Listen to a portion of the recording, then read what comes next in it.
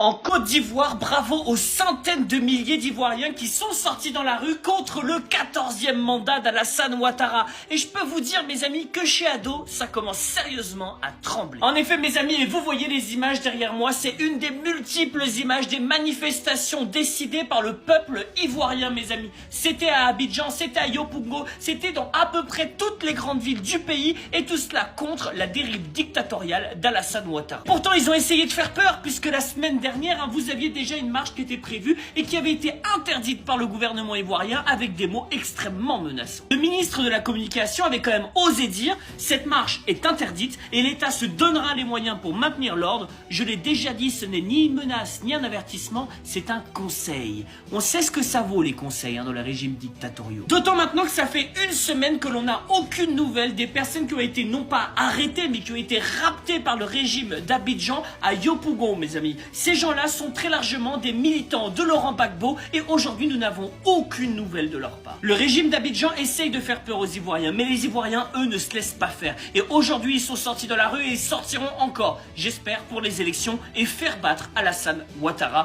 la voix en fait de la France-Afrique. Bon courage à ceux qui vont survivre et vive l'Afrique libre et souveraine.